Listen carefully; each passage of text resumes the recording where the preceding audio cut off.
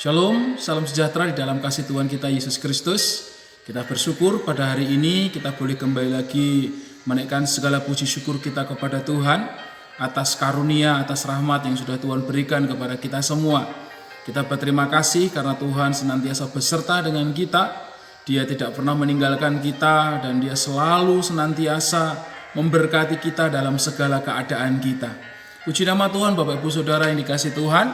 Sekalipun kita masih beribadah di rumah, mengingat kondisi dan keadaan di Nunukan saat ini dalam zona merah, tapi tidak mengurangi sukacita kita kepada Tuhan atas setiap anugerah yang Tuhan berikan kepada kita semua.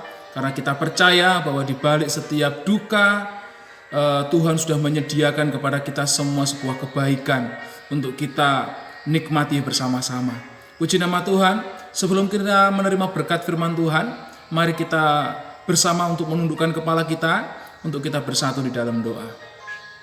Terima kasih buat semua kebaikan Tuhan, terima kasih untuk semua anugerah Tuhan, terima kasih atas segala kemurahan yang Tuhan berikan kepada kami semua.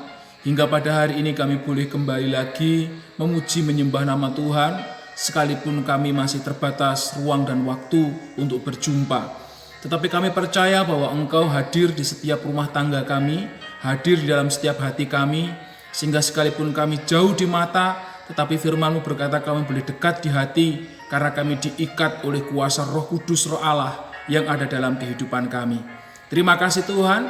Sebentar kami akan merenungkan firman Tuhan. Mohon Tuhan berkati kami semua, Tuhan urapi kami semua, supaya firman-Mu boleh benar-benar mengambil bagian dalam kehidupan kami. Firman-Mu tidak hanya sekadar kami dengarkan, tapi firman-Mu boleh memberkati kami, meneguhkan kami, dan memberikan kepada kami semua satu karunia di mana kami bisa melihat di dalam setiap kegelapan dunia yang ada. Karena firman-Mu menjadi terang di dalam setiap langkah-langkah kehidupan kami semua. Berkati kami semua, berkati hamba-Mu. Di dalam nama Tuhan Yesus Kristus kami sudah berdoa. Amin. Puji nama Tuhan, Bapak Ibu Saudara. Renungan firman Tuhan hari ini akan bersama-sama kita ambil di dalam Filipi pasal 4 ayat yang ke-6. Filipi pasalnya yang ke-4 ayat yang ke-6. Saya akan membacakannya untuk Bapak Ibu Saudara semuanya. Bapak Ibu Saudara boleh menyimak bersama-sama ayat ini. Filipi pasal 4 ayat yang ke-6, demikian bunyi firman Tuhan. Janganlah hendaknya kamu khawatir tentang apapun juga, tetapi nyatakanlah dalam segala hal keinginanmu kepada Allah dalam doa dan permohonan dengan ucapan syukur. Amin. Firman Tuhan. Bapak Ibu Saudara yang dikasihi Tuhan, kita bersyukur pada minggu-minggu ini kita sudah melihat, menyaksikan bahwa vaksin virus corona sudah ditemukan, bahkan sudah diinjeksikan, ya, di mana Bapak Presiden Republik Indonesia, Bapak Joko Widodo, sebagai orang yang pertama yang menerima vaksin itu. Beberapa hari yang lalu kita melihat tayangan secara langsung dari media, baik itu dari media televisi, media elektronik, dan lain sebagainya. Bapak Ibu Saudara yang dikasihi Tuhan, ini menjadi sebuah hal yang perlu kita syukuri. Tetapi di sisi lain ada juga beberapa orang yang kemudian membuat kita merasa khawatir, membuat kita merasa takut dengan cerita-cerita lain di balik adanya vaksin itu. Terkhusus di antara kita di kalangan Kristen, ketika saya melihat grup WhatsApp, ada yang menyampaikan bahwa vaksin ini bisa berorientasi dan berafiliasi dengan angka 666 atau angka antikris. Ini membuat saya secara pribadi sebagai hamba Tuhan kemudian terketuk untuk boleh menyampaikan sebuah pesan firman Tuhan yang terkait dengan apa isu yang saat ini sedang berkembang di kekristenan. Bapak Ibu Saudara yang dikasihi Tuhan, renungan firman Tuhan hari ini saya akan berikan judul masih terkait dengan adanya vaksin ini, yaitu jangan khawatir dengan vaksin COVID-19. Nah, kira-kira dari judul ini Bapak Ibu Saudara sudah bisa menebak kemana arah pembicaraan kita. Ya, saya rindu kita semua tidak mengalami kekhawatiran dengan adanya vaksin ini. Harusnya kita bersyukur. Kalaupun kita mungkin menolak vaksin ini bukan karena kita khawatir, bukan karena kita kemudian memiliki pandangan-pandangan yang salah terkait dengan penafsiran di dalam Alkitab, tetapi kita memiliki alasan lain, salah satunya adalah mungkin faktor kesehatan kita atau ketidakberanian kita secara khusus. Ya, tapi lebih daripada itu saya rindu dan mengajak kita semua supaya kita jangan sampai khawatir dengan vaksin COVID-19 yang sudah ada ini. Dari apa yang kita baca tadi Bapak Ibu Saudara, Filipi pasal 4 ayat yang ke-6, firman Tuhan melalui Rasul Paulus dengan tegas mengatakan bahwa janganlah hendaknya kamu khawatir tentang apapun juga, tetapi nyatakanlah dalam segala hal keinginanmu kepada Allah dalam doa dan permohonan dengan ucapan syukur. Kalau kita memperhatikan situasi Paulus waktu dia menuliskan surat di Filipi adalah ketika Rasul Paulus ada di dalam penjara. Dia sedang dalam keadaan yang tidak nyaman. Dia tidak tahu apa yang akan terjadi esok.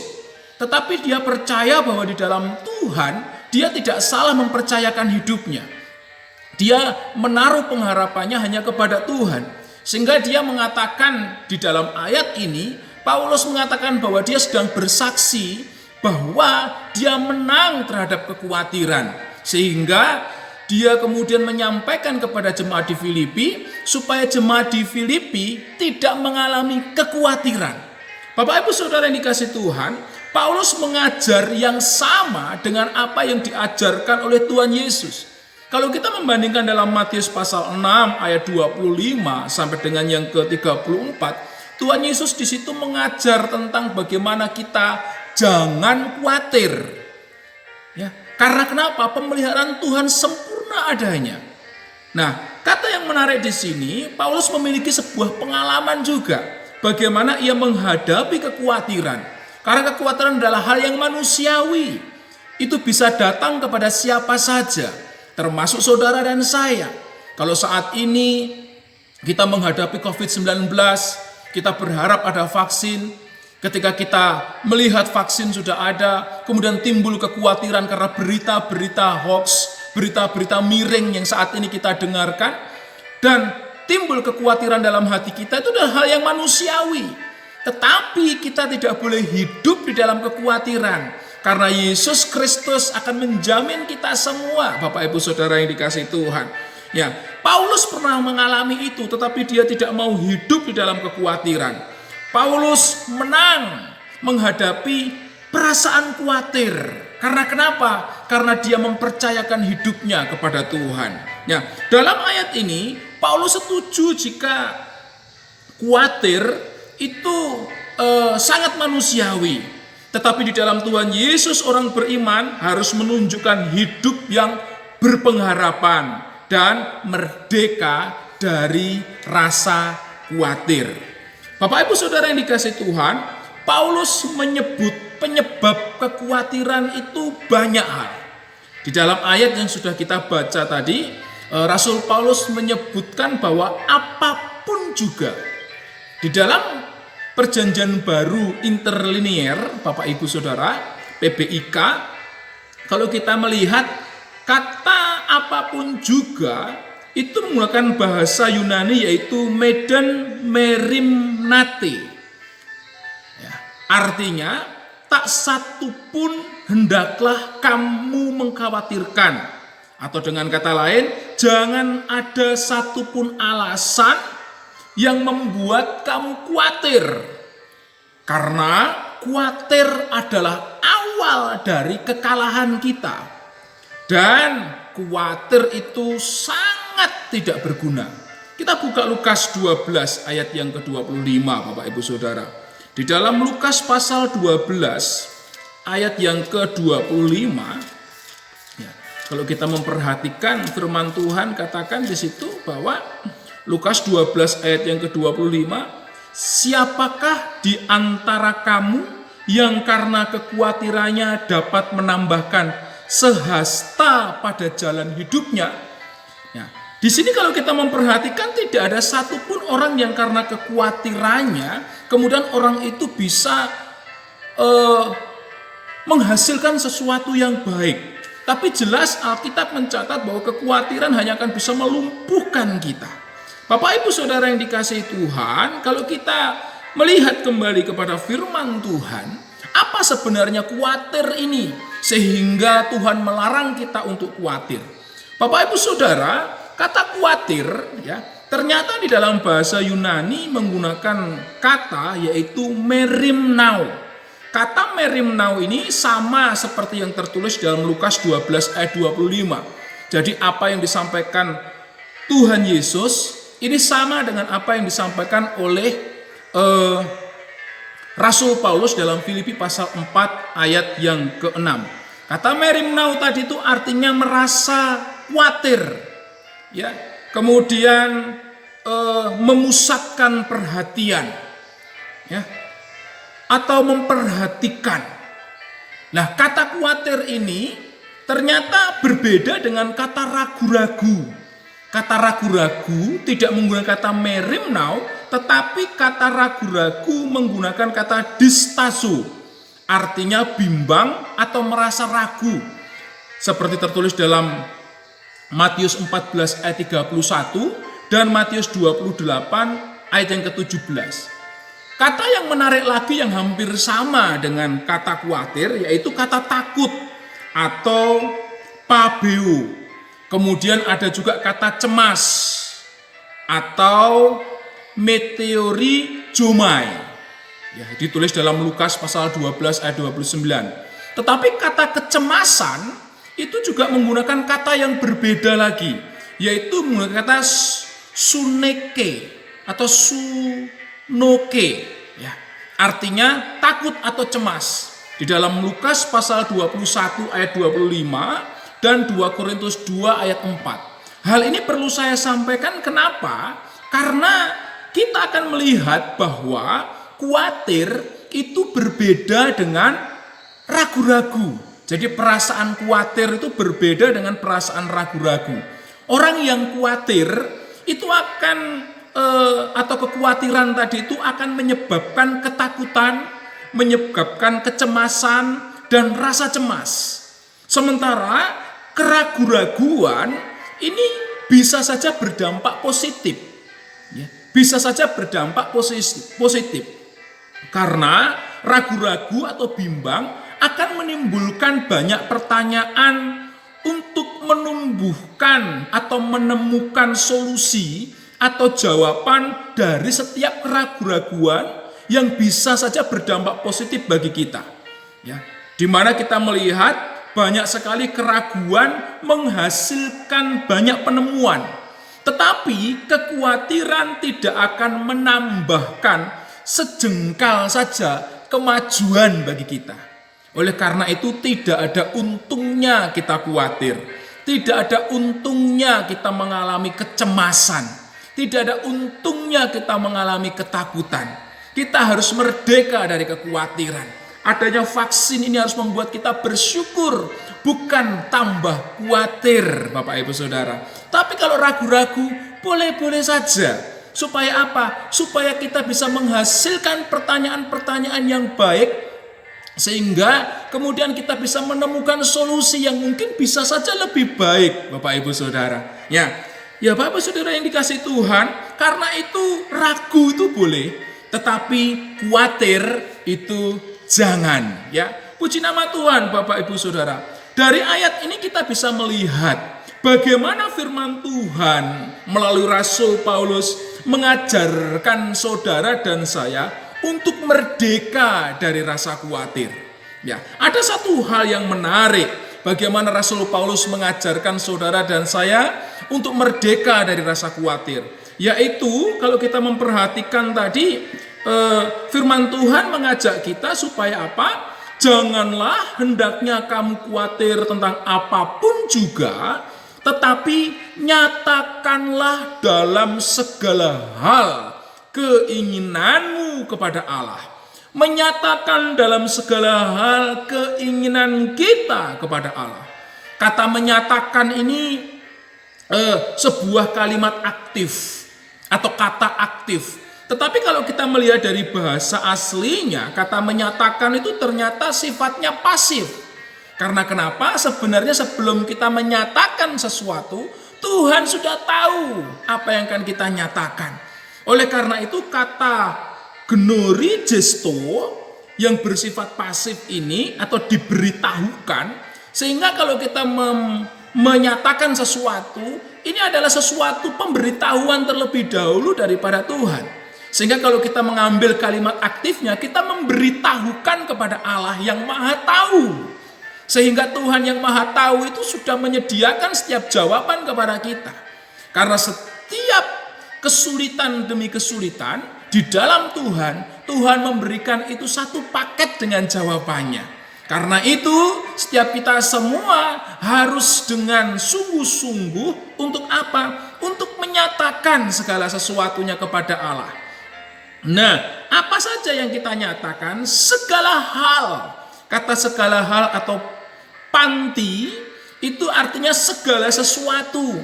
Termasuk juga Bapak Ibu Saudara persoalan permasalahan yang Bapak Ibu Saudara hadapi. Hari-hari ini kita melihat ada pesawat Sriwijaya jatuh, kita turut berduka cita.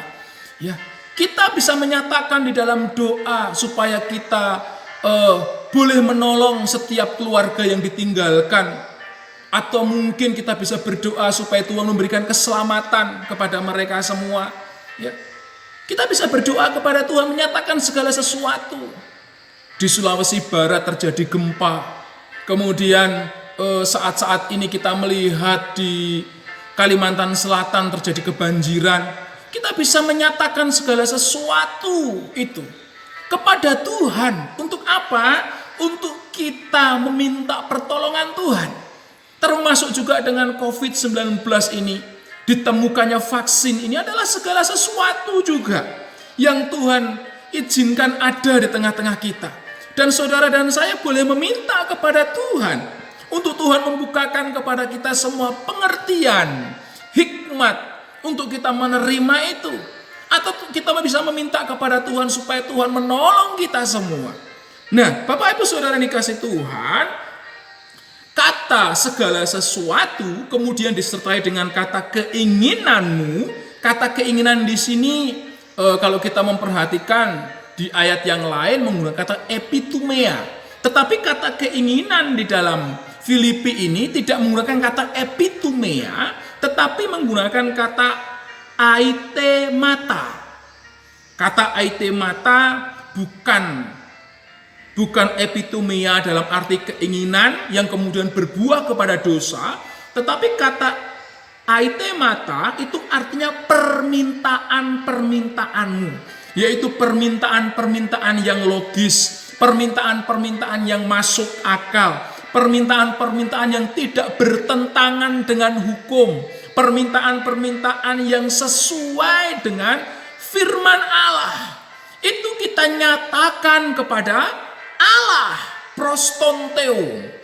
Kalau kita memperhatikan prostonteon, ini berbicara tentang bagaimana kita menyerahkan segala dalam tanda kutip keinginan kita atau permintaan-permintaan kita. Artinya kita sandarkan semua kepada Allah, Sang Pencipta langit dan bumi yang mengatur segala masa, bahkan yang memiliki kehidupan kita. Ini menarik Bapak Ibu Saudara. Sehingga dengan kita bersikap demikian, kita menyatakan segala hal keinginan kita kepada Allah, maka kita mempercayakannya dan mempercayainya bahwa Allah akan menjawab setiap doa, akan menjawab setiap permintaan-permintaan kita. Jawaban Tuhan bisa ya, bisa tidak, bisa saja tunggu dulu. Tetapi di dalam hal ini Bapak Ibu Saudara, Tuhan pasti menjawab. Sekalipun jawabannya bisa saja tidak atau tunggu dulu tadi. Tapi itu adalah sebuah jawaban yang harus bersama-sama kita syukuri. Nah, pertanyaannya dengan apa kita bisa menyatakan permintaan kita kepada Allah?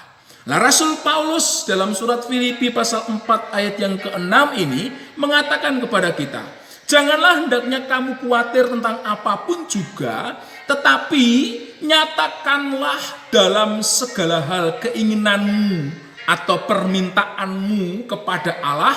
Pertama itu dalam doa. Nah, Kata dalam doa atau prosauke ini artinya doa atau tempat doa.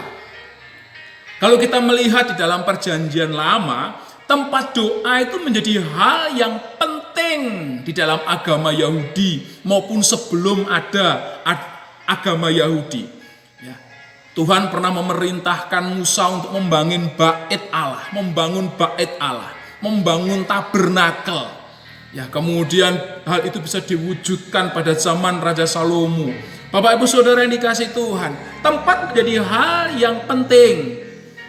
Tetapi doa jauh lebih penting. Jadi tempat doa itu penting, doa juga lebih penting. Karena apa gunanya tempat doa kalau tidak digunakan untuk berdoa? Tetapi, ada tetapinya lagi. Tempat doa dan doa bisa menjadi suatu hal yang sangat penting. Sangat penting. Berdoa di tempat doa. Nah, Bapak Ibu Saudara, kata dalam doa atau prosauke ini artinya doa atau tempat doa. Yohanes pasal 2 ayat 21, kalau kita boleh membacakan sebentar. Yohanes pasal 2 ayat 21, Bapak Ibu Saudara yang dikasihi Tuhan. Ya, kita melihat di sini bahwa tetapi yang dimaksudkannya dengan bait Allah ialah tubuhnya sendiri. Kita melihat Yesus menyucikan bait Allah dalam tema perikop itu. Jadi Yesus menyebutkan bahwa bait Allah adalah dirinya sendiri, tubuhnya sendiri. Dan dalam hal ini, dalam 1 Korintus pasal 3 ayat yang ke-16, kita buka sebentar. 1 Korintus pasal 3 ayat yang ke-16. Firman Tuhan berbunyi demikian, Bapak Ibu Saudara dikasihi Tuhan. Tidak tahukah kamu bahwa kamu adalah bait Allah dan bahwa roh Allah diam di dalam kamu? Dari ayat ini kita melihat yang pertama tadi, di dalam Yohanes 2 ayat 21, bait Allah itu adalah tubuh Kristus. Yang kedua, 1 Korintus 3 ayat 16, bait Allah itu tempat roh Allah berdiam. Dan perhatikan di dalam ayat yang ke-17, di dalam 1 Korintus pasal 3 ayat yang ke-17, Bapak Ibu Saudara, 1 Korintus 3 ayat yang ke-17 firman Tuhan, jika ada orang yang membinasakan bait Allah, maka Allah akan membinasakan dia. Sebab bait Allah adalah kudus dan bait Allah itu ialah kamu. Kita semua adalah bait Allah, tempat Allah untuk berdiam. Sehingga kalau kita memperhatikan, hidup kita harus menjadi rumah doa, tempat doa. Karena itu tubuh kita harus kudus, harus suci. Efesus pasal 2 ayat 21, di dalam Yesus seluruh bangunan itu akan rapi tersusun untuk menjadi apa? Bait Allah, Bapak Ibu Saudara dikasihi Tuhan. Jadi ketika Tuhan Yesus berkata di dalam Lukas pasal 19 ayat 46, rumahku adalah rumah doa, tetapi kamu menjadikannya sarang penyamun. Hal ini merujuk rumah adalah bait Allah. Yang pertama, yang kedua rumah dalam arti yaitu tubuh kita. Tubuh saudara dan saya yang harus suci dan tidak menjadi sarang penyamun. Karena itu kita harus memperhatikan, ya, harus menjadi rumah doa yang kudus, harus menjadi rumah doa yang suci, tempat untuk memohon kepada Allah, tempat untuk Allah berdiam. Artinya menyatakan permintaan kita di dalam doa berarti mempersiapkan hidup supaya layak menjadi tempat Allah berdiam. Dengan kata lain, Allah yang secara aktif memilih kita dan yang melayakkan kita menjadi rumah doa. Sehingga di sini Bapak Ibu Saudara, kita di dalam setiap kehidupan kita yang harus terlihat adalah Allah yang ada di dalam diri kita melalui kehidupan Kristus yang kita teladani. Sehingga saudara dan saya menjadi suratan yang terbuka, yang dibaca oleh banyak orang, di mana orang melihat Kristus di dalam kehidupan kita. Di dalam Efesus pasal 2 ayat 8 sampai 9, Tuhan mengatakan bahwa karena kasih karunia kamu diselamatkan oleh iman. Itu bukan hasil usahamu tetapi pemberian Allah. Itu bukan hasil pekerjaanmu. Jangan ada orang yang memegahkan diri. Keselamatan kita hanya semata-mata karena anugerah Tuhan, bukan karena usaha kita. Dan ingat, jika saudara dan saya adalah milik Tuhan, maka Tuhan akan menjaga kita sampai pada akhir hidup kita. Ya, di dalam 1 Korintus 1 ayat 8, Filipi 1 ayat 6, Tuhan akan menjaga sampai pada hari Kristus Yesus dengan tidak bercacat. Nah, Bapak Ibu Saudara yang dikasihi Tuhan, terkait isu tentang vaksin COVID-19 yang kemudian dihubung-hubungkan dengan angka 666 atau angka antikris di sini, ingat di dalam Efesus pasal 2 8 sampai 9 bahwa keselamatan kita adalah anugerah Allah, bukan usaha manusia. Sehingga saudara dari sini harus percaya Tuhan itu sanggup menjaga kita. Ya, Tuhan itu menyelamatkan kita bukan karena apa yang kita lakukan. Tetapi kalau saudara bisa melakukan hal-hal yang baik, itu semata-mata adalah buah daripada Roh Kudus yang ada dalam kehidupan kita. Sehingga saudara nggak usah takut. Kalaupun seandainya, ini ngomong seandainya saja, vaksin itu adalah benar-benar dari antikris dalam tanda kutip, Tuhan akan memberikan kepada saudara dan saya kekuatan, kemampuan untuk tidak terkena vaksin itu. Tapi percayalah bahwa ini nggak ada hubungannya sama sekali. Tidak ada hubungannya sama sekali. Dari dulu orang berusaha mengkait-kaitkan barcode dengan angka 666. Kemudian apa semua dihitung dengan angka 666. Ini tidak ada hubungannya sama sekali. Keselamatan kita sekali lagi karena anugerah Allah. Dan ingat di dalam 1 Korintus 1 ayat 8. Tuhan akan menjaganya. Kita buka dulu 1 Korintus 1 ayat 8. Bapak Ibu Saudara yang dikasih Tuhan. 1 Korintus pasal 1. Ya, ayat yang ke-8. Ia juga akan meneguhkan kamu sampai kepada kesudahannya, sehingga kamu tak bercacat pada hari Tuhan kita Yesus Kristus. Tuhan berjanji bahwa saudara dan saya tidak akan bercacat sampai pada hari Tuhan kita Yesus Kristus. Nah, angka 66 terkait dengan angka 666 ini ya adalah lambang binatang kalau kita melihat di dalam Alkitab. Lambang binatang ya yang harus dihitung dengan bijaksana sesuai dengan firman Tuhan dan tidak bisa kita tafsirkan dengan emosi atau berdasarkan kata orang atau hanya sekadar tebak-tebak angka. Kita harus melihat lagi angka ini di dalam Alkitab. Kalau kita memperhatikan yang paling terkenal angka 666 atau 666 itu adalah dari Wahyu pasal 13 ayat yang ke-18 ya. Wahyu pasal 13 ayat yang ke-18 ya, yang berbunyi demikian. Yang penting di sini ialah hikmat. Barang siapa yang bijaksana, baiklah ia menghitung bilangan binatang itu. Karena bilangan itu adalah bilangan seorang manusia dan bilangan itu ialah 666. Nah, itu yang pertama dan sangat terkenal. Tetapi kita perlu melihat ya, tidak hanya pada satu ayat ini. Karena pasti Alkitab memberikan data yang lain jika angka itu menjadi sebuah angka yang penting ya, angka yang substansi untuk bersama-sama kita pikirkan. Bapak Ibu Saudara yang dikasihi Tuhan, di dalam 1 Raja-Raja 10 ayat 14 dan diulang lagi dalam 2 Tawarik 9 ayat yang ke-13 ya.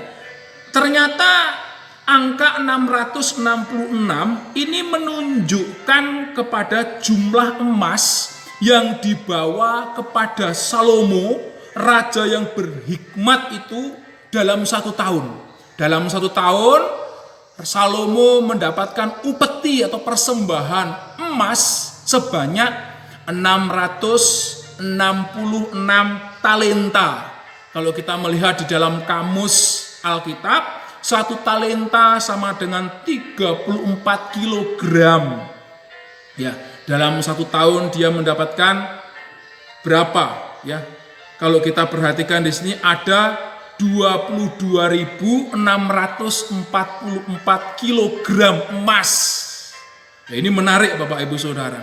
Ya, kemudian kalau kita menghitungkan jumlah hari, karena orang upahnya 1 dinar 1 hari, kalau 1 talenta sama dengan 3.000, kita melihat kita akan menemukan angka yaitu 3.996.000 hari orang bekerja. Ya. Wah, Bapak Ibu Saudara yang dikasih Tuhan, ini tidak berbicara tentang kita tidak berpolemik dulu, tetapi kita akan melihat data terlebih dahulu. Kemudian angka 666 juga muncul di dalam Ezra 2 ayat 13, yaitu berbicara tentang jumlah Bani Adonikam. Kata Adonikam artinya tuan dari segala musuh. Nah, Bani Adonikam adalah salah satu Bani Israel yang pulang dari pembuangan yang dihitung. Ya, dalam Ezra 2 ayat 13 dituliskan berjumlah 666. Tetapi di dalam Nehemia 7 ayat 18 667. Sehingga angka 666 di dalam Ezra ini bukan substansinya. Nah, Bapak Ibu Saudara yang dikasihi Tuhan, kalau demikian angka 666 ini merujuk ke apa? Ya, kita melihat di dalam Wahyu tadi disebutkan bahwa yang penting di sini ialah hikmat. Hikmat yang digunakan adalah hikmat Allah sesuai dengan firman Allah. Barang siapa yang bijaksana, baiklah ia menghitung bilangan binatang itu. Ya, bagaimana kita menghitung bilangan binatang? Ingat, binatang. Kemudian kita harus bijaksana, dan bilangan itu adalah bilangan manusia. Ya. Banyak penjelasannya panjang, tetapi saya mau meringkasnya saja. Ya, saya ringkas bahwa 666 itu merujuk kepada bilangan manusia dan bilangan binatang. Artinya manusia yang hanya dikuasai oleh nafsu-nafsu seperti binatang. Entah itu nafsu seksual, entah itu nafsu dalam pengertian ingin berkuasa melalui kekuasaan, melalui kekuatan, melalui harta benda dan lain sebagainya. Sehingga yang perlu kita waspadai adalah kalau kita menjadi orang Kristen yang mengakunya adalah umat Allah, umat pilihan Allah, tetapi kemudian kita masih dikuasai oleh nafsu-nafsu duniawi. Satu contoh, kita rajin berdoa, rajin ke gereja, rajin sembahyang Allah. Tujuan kita hanya mencari berkat-berkat jasmani kita. Kita memberikan persembahan persepuluhan supaya kita diberkati. Kita memberikan persembahan di gereja kolekte supaya kita diberkati. Tujuan kita tidak jauh daripada berkat-berkat jasmani. Dan hal ini harus kita waspadai. Jangan-jangan kita ini termasuk daripada antikris ini. Apalagi kemudian kita dikuasai oleh nafsu-nafsu seksual. Nafsu-nafsu yang kemudian itu ada di pikiran kita. Ya, ada di jidat kita, ada di pikiran kita, ada di tangan kita, di mana kita, di lengan kita. Kita mengerjakan yang kita kerjakan ya hanya untuk memuaskan nafsu. Pikiran kita ya untuk memuaskan nafsu. Ini harus kita pikirkan bersama-sama Bapak Ibu Saudara. Sehingga kekristenan kita tidak benar-benar menjadi kekristenan yang berkenan kepada Allah. Karena itu kita wajib untuk melihat kembali. Ayat ini harus membuat kita untuk semakin waspada kepada diri kita. Bukan kemudian kita terapkan kepada vaksin virus corona yang saat ini sudah ditemukan. Kemudian kita takut karena nanti akan diinjeksikan dalam tubuh kita, akan disuntikkan dalam tubuh kita. Saudara tidak perlu takut akan itu semua, ya, karena tidak ada hubungannya, tidak ada korelasi antara vaksin COVID-19 dengan angka 666, karena angka 666 hanya merujuk pada sifat manusia yang seperti binatang tadi itu. Tapi saudara harus percaya bahwa saudara bait Allah yang dijaga Allah, yang Tuhan akan menjaganya sampai tidak bercacat ya, hingga kedatangan Tuhan kali yang kedua. Ya. Kalaupun ada usaha-usaha antikris, percayalah Tuhan sangat sanggup untuk menjaga saudara dan saya untuk tidak bercacat. Nah, selanjutnya Bapak Ibu Saudara, terkait dengan ayat ini tadi, bagaimana ya, atau dengan apa kita menyatakan permintaan kita kepada Allah? Jika yang pertama tadi itu dalam doa, yang kedua yaitu dalam permohonan. Kata dalam permohonan ini dalam bahasa Yunaninya atau dari PBIK interlinear ini disebutkan bahwa desis, ya. Desis itu artinya permohonan atau doa. Jika yang pertama tadi doa dalam pengertian tempat doa, saudara dan saya adalah bait Allah. Yang kedua di sini kata desis atau permohonan ini merujuk kepada doa dalam sikap dan perbuatan. Di dalam Lukas pasal 5 ayat 33, murid-murid Yohanes sering berpuasa dan sembahyang. Kata sembahyang di sini menggunakan kata desis atau permohonan kepada Allah. Permohonan adalah perkataan dan perbuatan. Apa yang keluar dari mulut kita itu berasal dari hati kita. Perkataan ini adalah perkataan iman. Perkataan yang kita katakan harus menjadi perkataan yang penuh kuasa daripada Allah. Perkataan yang mampu memindahkan gunung. Perkataan yang mampu meredakan badai, menyembuhkan orang yang sakit, membangkitkan orang yang mati, menguatkan dan memberkati sebanyak mungkin orang di dalam Tuhan Yesus Kristus.